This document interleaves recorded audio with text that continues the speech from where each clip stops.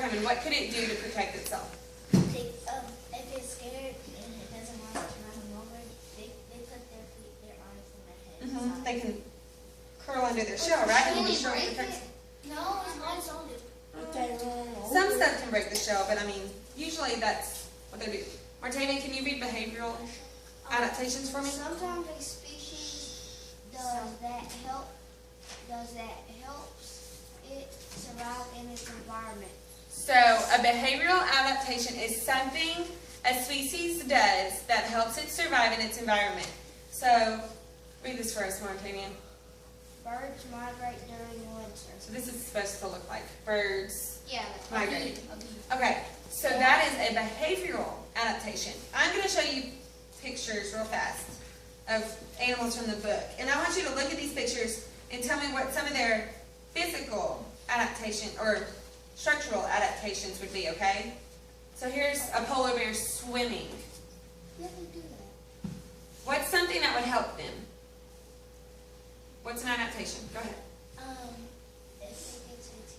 Well, sometimes whenever it gets wet, since it has the 6 feet long hair, and all of its coats, It wouldn't get very cold, would it? Because imagine, let's just imagine we're in Alaska and we're a polar bear. It's going to be cold in Alaska, right? Right. Just on the dry land. You mean Antarctica? Or Antarctica. Can be anywhere. Africa. Anywhere cold. She said Alaska. Oh, Alaska. But think about the water in Alaska. It's going to be freezing, right? It's going to be very cold. You can die So- from the water in Alaska. But the polar bears, that's another reason why they have that thick, thick hair. This polar bear, I tried to get a picture. It's a very sweet picture of a polar bear. But it's claws. It has huge paws and claws, right? All bears have big paws and claws. Why do bears have these big paws and claws? Who thinks they can tell me? So they won't slide it on land? Like if they need to grip on something? okay, a grip. So they won't fall? What about, are bears like nice and never fight, or do they fight sometimes? Creation. Tell me about how they would use their paws and claws. For protection and when they attack. When they eat. Good job. Okay, this picture. Somebody from the back area. Oh, I remember that. I hate it. It's teeth. It's teeth. How do you think this is a lion or a lioness? It uses its teeth to tear off the skin so it can get to the meat. That's right. So when they kill an animal, do you think they just use their teeth? Do they walk up there and just nod? They use their claws and their teeth. They use their hands and their paws too, right? They lunge. You can't really tell that's a lion because lions, panthers, and mountain lions also, they look alike. They very do. alike. They do look a lot alike. Ronnie, tell me about this picture. Hold on. Thank you for raising your hand. Can you tell me about this lion? The mane. The mane. So this mane is their adaptation, right? And what does the mane help tell us? Kind of like the zebra, we read about it.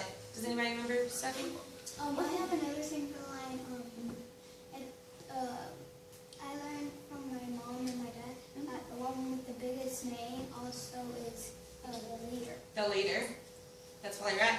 And then the mane also helps us tell if it is healthy. And with the zebra, it's mane.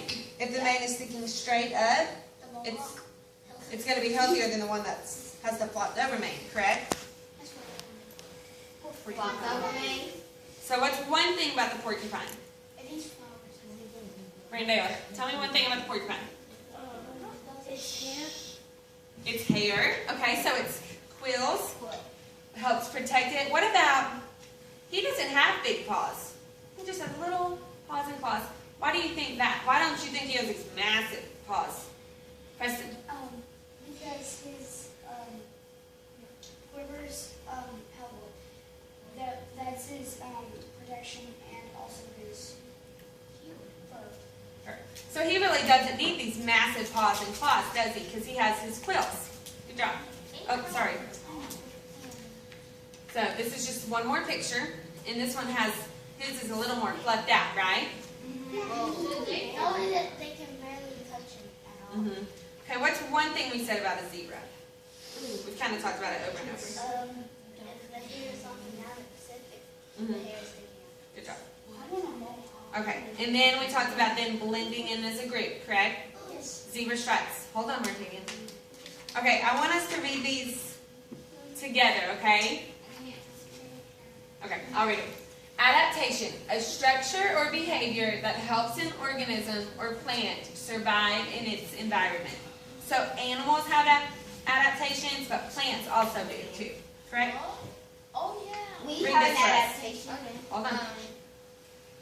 The Behavioral. behavioral adaptation in animals, behavior or adaptation that help it survive or be able to reproduce migration and hibernation are examples. Okay, so migration, hibernation, and it's able to reproduce, or all different ways. So birds migrate and bears hibernate. So that's two things. Migrate. Can you read this? Okay. Read a little louder. When one living thing mimics or tries to resemble another. Good job. Camouflage. So Camouflage. When an animal or plant uses color or markings to blend into its surroundings or environment. good job. And then Griffin has our last one. Hold on, Preston. An animal's physical features that help it survive in its environment. A bird's beak and a bear's fur, for example. Okay. So Preston, can you tell us, just sum up real fast, what